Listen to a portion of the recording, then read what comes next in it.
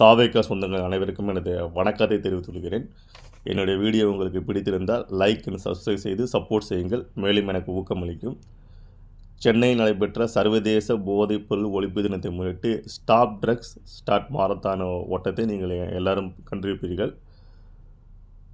மற்ற முன்னாள் முதல்கள் போல் ஒரு சம்பிரதாய மாரத்தான் போட்டியாகவும் இல்லாமல் கொடியசைத்து ஒரு 5 நிமிடம் பேசி உரையாற்றி மட்டும் இல்லாமல் தமிழக இளைஞர்களோடு அவரும் ஒரு இளைஞராக ட்ராக்கில் இறங்கி 3 கிலோமீட்டர் மாரத்தான் ஓட்டம் தமிழக முதல்வர் சென்றிருக்கிறார்.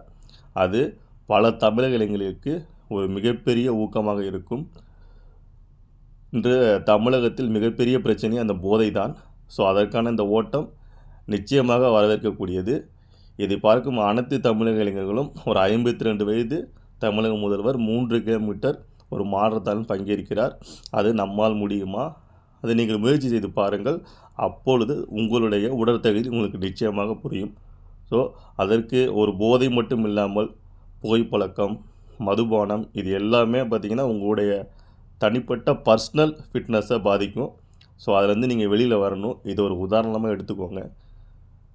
நிச்சயமாக இதை நீங்கள் எல்லோரும் ஃபாலோ பண்ணணும். தமிழ்நாட்டில் இருக்க எல்லோரும் ஒவ்வொருத்தவங்களும் இதை கொண்டு போகணும்.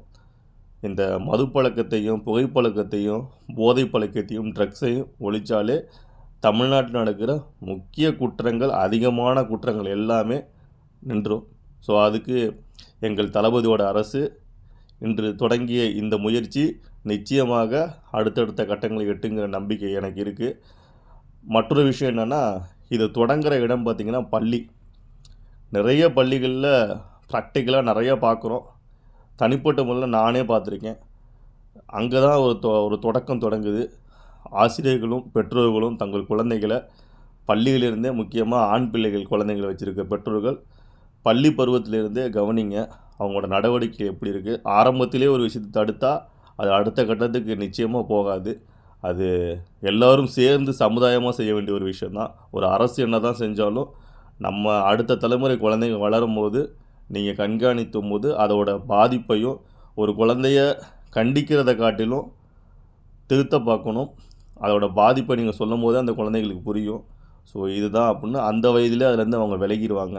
ஸோ அங்கே தொடங்கினாலே தமிழ்நாட்டில், இந்தியாவிலையும் ஒட்டுமொத்த உலகத்துலேயும் பள்ளிகள் தொடங்குகிற ஒரு அந்த பருவத்தில் தொடங்குகிற ஒரு கண்டிப்பு நிச்சயமாக குழந்தைங்களுக்கு பாதிக்காது. நன்றி.